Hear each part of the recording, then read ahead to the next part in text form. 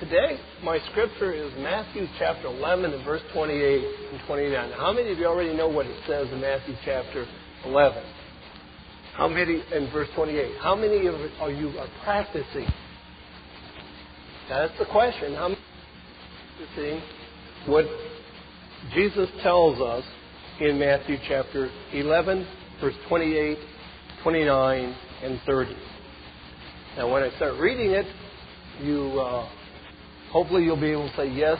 Oh, yeah, okay, That's the response, yeah, okay. Jesus, verse 28 of Matthew chapter 11, "Come to me, all of you who are weary and burdened, and I will give you rest.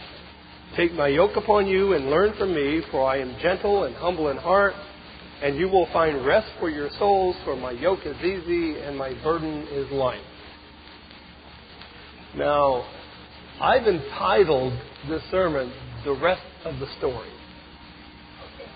And we want to talk about the rest of really the story of what Jesus is telling us here.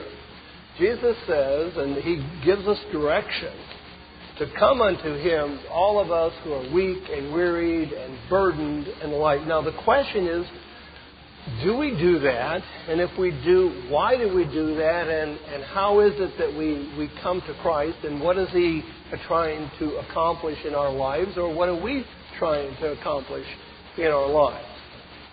Well, let me kind of come to the bottom line. And then we'll work from the bottom line, as it were, back to this.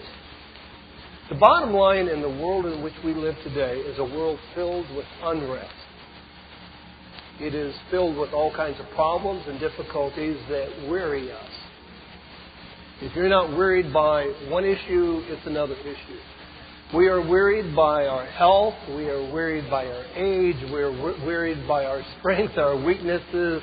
Other people weary us, burden us down. We're concerned about people. We're concerned about ourselves. We're concerned about our children, our grandchildren. We're concerned about our finances. We're concerned about our church. We're concerned about what in the world is God doing. I mean, we ask that question oftentimes. What is happening? And we feel like at times that we're trying to walk on water, and all of us know that right now we are a bit unskilled at walking on water. Because if I would ask any one of you to go out and walk on water today, how many of us, you, me, would think, okay, that's going to get accomplished? I can just tell you flat out that your initial thought is, no, it's not going to happen. I am not going to walk on water. But Peter did walk on water. It was accomplishable, but we recognize that Peter didn't walk very long, because he began to see what? The waves, the problems, and the impossibilities that lay before him. And he lost focus. And he lost his focus on Christ. And I would suggest to us that today, and what we want to look at, is that when we do not keep Christ central and our focus on Him, we will grow weary. We will grow tired. And we will have our problems and our difficulties. And I want to take a look at what Jesus tells us that we need to be doing and how that we need to be doing things. So Jesus says, well, come unto me, all of you who are weak and weary. And as we live in troubled times, and we tend to think, well, we're the only ones who live in troubled times, and this is a weak and troubled time because my wife isn't here for the children's ministry, making that company. But anyhow, we have to look like we are not the only people for whom that has happened. In Jesus' day, it was a troubled time. It was a troubled nation because they were under Roman rule.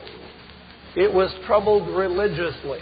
Now, if we're not careful, we tend to think of the nation of Israel, and this is a nation that everybody was kind of getting along with everyone. This is God's chosen people. But let's take a look at reality. Reality is that the nation of Israel was much like religion is today, and much like Christianity is today. Because there were the scribes, there were the Pharisees, the Sadducees, there were the Essenes, there were the followers of John the Baptist. There were the followers of Jesus in his day. There were the Samaritans. There were other people who weren't doing anything. There were the Baptists, the Protestants, the Catholics, and all of that. And they didn't agree with one another, nor can you say that they actually liked each other a whole lot. And they all thought that they were right. That's the bottom line. Nothing has changed in that regard. In fact, Jesus talks about some of the differences between the Sadducees and the Pharisees. And then you have the very, very rigid right, the Essenes, who said you're all very far off. You've got the Zealots as well. You see, you've got all these different groups in Jesus' day. And you know, this kind of division does not create rest, does not create peace in anyone's life. And Jesus says, look, I want to tell you that you need to come to me. And you say, but our history is the history of Israel, the Jewish history. Or you can say, well, wait a minute, our history is John the Baptist. We've been following John the Baptist. He's the one who initially got this kind of going. He was the one in the wilderness preaching. Now you would say, come and follow me, is what Jesus tells us. But he says those who are weak and weary. Now, I would suggest that those who feel that they're not weak and or weary do not follow Jesus very well. In fact, Jesus doesn't even ask them to follow him. He talks about the tired, the wore out, as it were, here. He says, and I will give you rest. Take my yoke upon you and learn from me, for I am gentle and humble in heart. You will find rest for your souls. Now, when we think about finding rest for the souls, it doesn't mean that you're going to find rest for all your physical ailments and problems. But we're talking about the heart of the matter. If you're going to find rest for your souls, that is the issue that Jesus is dealing with. For my yoke, now this is just mind-boggling. My yoke is easy and my burden is light. Now, do you feel like your life is easy and your burden light? Most people do not.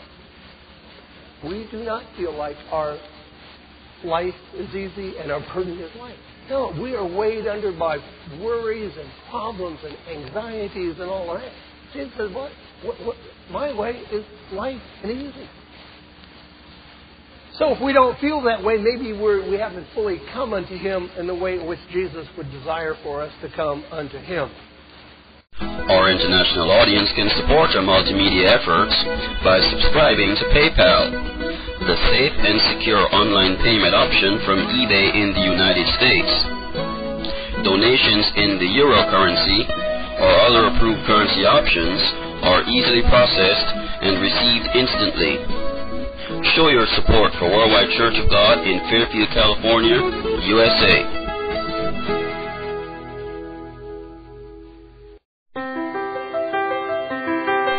The Worldwide Church of God in Fairfield, Santa Rosa, and Modesto are located in the San Francisco Bay Area, regarded as the most prosperous region in the United States.